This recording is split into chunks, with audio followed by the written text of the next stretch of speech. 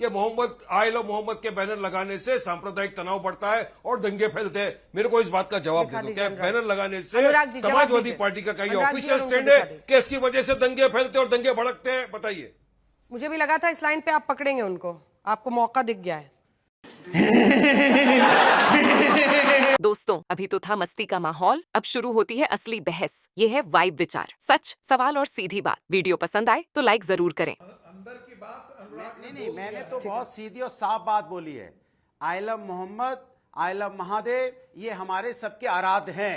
इनके आदर्श और आचरण को अपनाना है। इसके आड़ में आके हमको बीजेपी के उसमें पाले में नहीं फंसना है कि भारतीय जनता पार्टी की जिम्मेदारी होती है कि समस्या का समाधान करना। भारतीय जनता पार्टी इसका राजनीतिकरण करना चाहती है, चिंता की बात है। अगर समाज में कोई समस्या हुई है, ये जिम्मेदारी होती है कि दोनों पक्ष को बैठा के बात करके समस्या का समाधान निकले, क्योंकि सभी हिंदुस्तानी है, चाहे हिंदू हो, मुस्लिम हो, सिख हो, ईसाई, सब हिंदुस्तानी है। सबका हिंदुस्तान पे अधिकार है, सबका उतना अधिकार है जितना हम सबका है। तो जब हम सबका अधिकार हिंदुस्तान पे है तो हम हिंदुस्तानियों की रक्षा करना, सुरक्षा करना, ये सरकार की जिम्मेदारी होती है। और सम्मान पूर्वक उनको जीने देना भी सरकार की जिम्मेदारी होती है। सरकार अपनी जिम्मेदारी से नहीं भाग सकती। हम यहाँ धर्म की राजनीति को बढ़ावा नहीं दे सकते, चाहे किसी पक्ष के हो, चाहे इस पक्ष के हो, चाहे उस पक्ष के हो। ठीक है, वारिस जी जवाब देना चाह रहे हैं कुछ? ठीक है वारिस जी। अब मुसलमानों का असल दुश्मन समाजवादी पार्टी है। हम भारतीय जनता पार्टी, देखिए अंजना जी, मैं चाहूंगा कि भारत देश का, खासतौर से यूपी का मुसलमान देखे कि समाजवादी पार्टी का ये स्टैंड है कि आई लव मोहम्मद बोलने से दंगे भड़कते हैं, ये नहीं लगाना चाहिए, ये नहीं बोलना चाहिए। पूरा भारत का, यूपी का मुसलमान देखना चाहिए कि Samajwadi party anti Muslim party है। उसके प्रवक्ता ने पूरे शो के अंदर बैठ के ये बात बोली है। अरे हम आई लव मोहम्मद सल्लल्लाहु अलैहि वसल्लम बोलेंगे, दिल से बोलते, मरते दम तक बोलेंगे। देश का नहीं, पूरे भारत का नहीं, पूरे हिंदुस्तान का नहीं, पूरे वर्ल्ड का मुसलमान बोलेगा। आप कौन होते हैं मुसलमानों को? मुसलमान को ये सुनना चाहिए समाजवादी पार्टी का ऑफिशियल स्टैंड। अब समझ में आ गया भारत के मुसलमानों को कि उनका असली दुश्मन छुपा हुआ है यूपी के अंदर ही है। हाँ, लेकिन पार्टी भी है। वारिस जी, आपको भी जिम्मेदारी समझनी होगी, क्योंकि आप लोग ये दम भरते हैं कि जो यूपी के मुसलमान है, बिहार के हैं, हैदराबाद वाले तो हैं ही, वो हमारे साथ हैं, ओवैसी जी की बात सुनते हैं।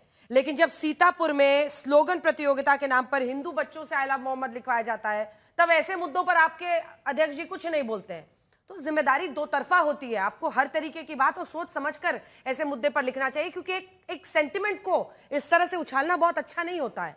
क्योंकि उसके बाद देखिए, अब स्कूल में अगर टीचर तक ऐसा करवा रहा है, स्कूल ऐसा करा रहा है, तो उसका, लेकिन दूसरी तरफ आपको लगता है कि ये टकराव की स्थिति पैदा करना दोनों धर्मों के बीच में सही है मिस्टर राज? देखिए, मुझे लगता है कि एक समाज का एक वर्ग यदि पोलराइज करेगा तो दूसरा वर्ग प्रतिक्रिया में जरूर पोलराइज होगा।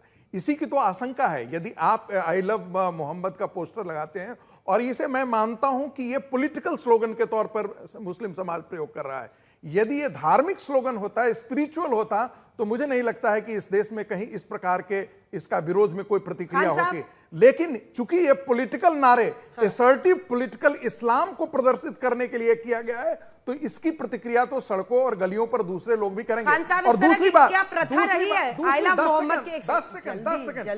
10 सेकंड, मुझे ऐसा लगता है कि वो ठीक कह रहे हैं कि वो रो रहे होंगे। यदि शुरुआत से ही योगी आदित्य जैसा नेतृत्व यदि मिला हुआ होता आजाद भारत में, तो ये नौबत ही नहीं आती, क्योंकि कांग्रेस पार्टी ने रेडिकल इस्लामिस्टों को यहां तक ला करके खड़ा किया कि तौकीर रजा इस प्रकार की बातें कर रहे हैं। नेता वंदन के लिए इस मंच का इस्तेमाल मत कीजिए, इस टॉपिक पर रहते हैं। खान साहब, क्या इस तरह की प्रथा रही है, इस तरह के पोस्टर्स इंग्लिश में लेकर घूमने की? 2 लाइन में जवाब। अंजना जी, मैं फिर वारिस पठान की बात को कंडम करता हूं। जब आई लव मोहम्मद आप कहते हैं, सल्लल्लाहु अलैहि वसल्लम कहना पड़ेगा। आपको हुजूर सल्लल्लाहु अलैहि वसल्लम की इज्जत करनी पड़ेगी। आपको उनके नाम के आगे दुरूद शरीफ पढ़ना पड़ेगा। आप बार बार इसी चैनल में बैठ करके आप कह रहे हैं love Mohammed, I love Mohammed सल्लल्लाहु अलैहि वसल्लम, नहीं बोल रहे हैं? क्यों नहीं बोल रहे हैं आप? और जितनी पट्टियां बनी है, जितनी पट्टियां बनी, आई लव मोहम्मद कितनी जमीन पे गिरी, कितने पैर के नीचे गए। ये शर्म की बात है। ये मुस्लिम को ठेकेदार बने हैं, ये मुसलमानों के ठेकेदार नहीं है। ये मुसलमानों को भुनाना चाहते हैं। मैं तो ला इलाहा इल्लल्लाह मुहम्मद रसूलुल्लाह भी बोला, आपने बोला क्या? खाली दाढ़ी रख लेने से आप मुसलमान बन गए सच्चे पक्के? मैं कितना बड़ा मुसलमान, यही लड़ाई छिड़ गई सच्चा मुसलमान। आपसे नहीं चाहिए। हाँ, 2 हज कर चुका हूँ, आपको क्या मालूम है? कुछ भी यहाँ पे बैठ के बोलेंगे, किसकी तरफ से? बीजेपी की तरफ से बैठक कर रहे हैं। चलिए राजेश जी, जवाब दीजिए। आप दोनों सरकार की तरफ से आप जवाब दीजिए। आप सरकार, बीजेपी सरकार में है, ये रोकना, इसको नहीं, मेरा सवाल सुनिए, इसको नियंत्रित करना आपकी जिम्मेदारी और जवाबदेही है, या फिर कहीं पर हो फिर सख्त एक्शन, फिर उसका मतलब ये चल रहा है ना, ये खिंच रहा है, एक सप्ताह से, मतलब 10 दिन हो गए, रुकेगा कैसे ये? देखिए, सरकार की पूरी जिम्मेदारी है और सरकार पूरी जिम्मेदारी के साथ उसको रोक भी रही है, उसका निर्वहन कर रही है। अंजना जी, पर मैं एक बात कहना चाहूंगा, समाजवादी पार्टी के एक प्रवक्ता है, उनका ट्वीट आता है तुरंत के जो श्रीलंका के अंदर हुआ था, जो बांग्लादेश के अंदर हुआ था, जो नेपाल के अंदर हुआ था, वो लेह में शुरू हो गया और उत्तर प्रदेश में भी शुरू हो गया है। आप क्या मैसेज देना चाहते हो देश को? क्या देश में गृहयुद्ध कराना चाहते हो? आपने शांति की बात नहीं की। किसी समाजवादी पार्टी के हैंडल से एक ट्वीट नहीं आया कि शांति करिए। आपने आज तक अखिलेश यादव जी का कोई बयान देखा? आपने एक ट्वीट देखा?